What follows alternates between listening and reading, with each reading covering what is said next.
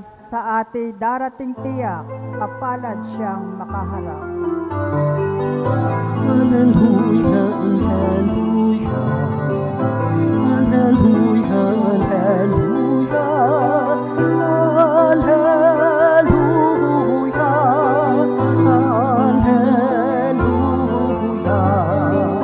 hallelujah, hallelujah.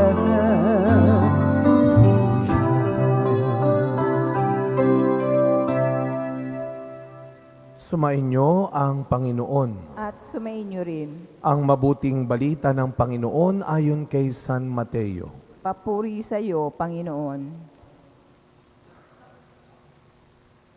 Nung panahong iyon, nagbalik si Jesus sa tabi ng lawa ng Galilea at siya'y umahon sa burol at naupo.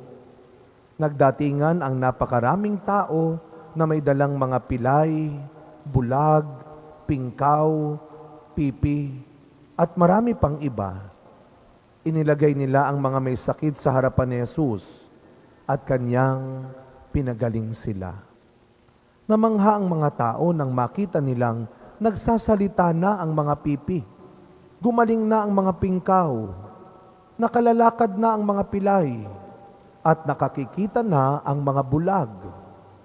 At nagpuri sila sa Diyos ng Israel. Tinawag ni Jesus ang kanyang mga alagad at sinabi, "Nahahabag ako sa mga taong ito, sapagkat 3 araw na ngayong kasama ko sila at wala na silang makain. Hindi ko ibig na sila'y paalising gutom, baka sila mahilo sa daan." At sinabi ng mga alagad, "Saan po tayo kukuha rito ng tinapay na makasasapat sa gayong karaming tao? Ilan ang tinapay ninyo riyan?" Tanong ni Jesus sa kanila. 7 po, sagot nila. At ilang maliliit na isda. Ang mga tao'y pinaupo ni Jesus sa lupa. Kinuha niya ang 7 tinapay at ang mga isda at nagpasalamat sa Diyos. Pagkatapos, pinagpira-piraso niya ang mga iyon at ibinigay sa mga alagad para ipamahagi sa mga tao. Kumain ang lahat at nabusog, at tinipon nila ang mga tinapay na lumabis. Nakapuno sila ng 7 bakol na malalaki. Mga kapatid, ang mabuting balita ng Panginoon. Pinupuri ka namin, Panginoong Heso Kristo. Good evening po sa inyong lahat. Tayo po ay nasa unang linggo pa rin po ng Adbyento, Miyerkules, sa panahon ng Adbyento.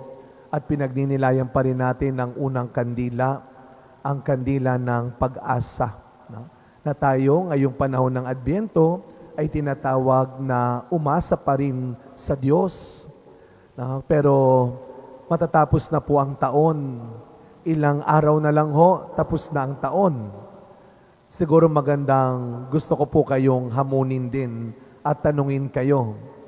Matatapos na ang taon, meron pa po ba kayong dinadasal ng ilang buwan na hindi nyo pa nakukuha? Na hindi pa niya binibigay? Meron pa rin ba kayong matagal ng sakit na, Father, hindi lang o mag-iisang taon na, ilang taon na? Meron pa ba kayong mga kailangan sa buhay na hindi lang mag-iisang taon, ilang taon na? Pero ang tanong, bakit nandito pa rin kayo? Bakit nananatili pa rin kayo?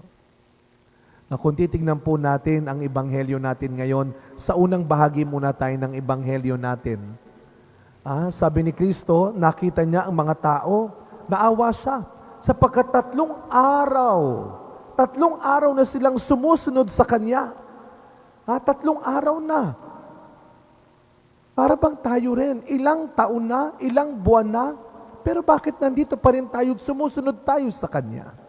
At tandaan po natin, yung mga sumusunod kay Kristo, hindi po ito yung mga malulusog, hindi mayayaman, hindi matatalino, Hindi sinabi dito na ang mga mararangya, ang mga magagaling, ang mga matuwid ay sumusunod sa Kanya. Sino ang mga binanggit na sumusunod? Ang mga pilay, ang pipi, ang pingkaw, ang bulag.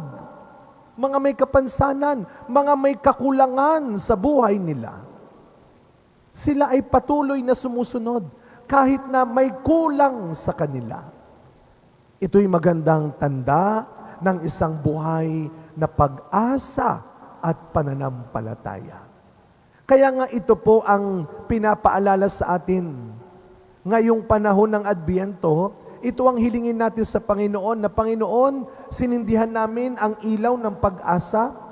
Sana nga po Panginoon, yung aming aandap-andap na, yung aming medyo napupundi ng pag-asa, ay iyong muling buhayin, ay iyong muling palakasin, pagningasin.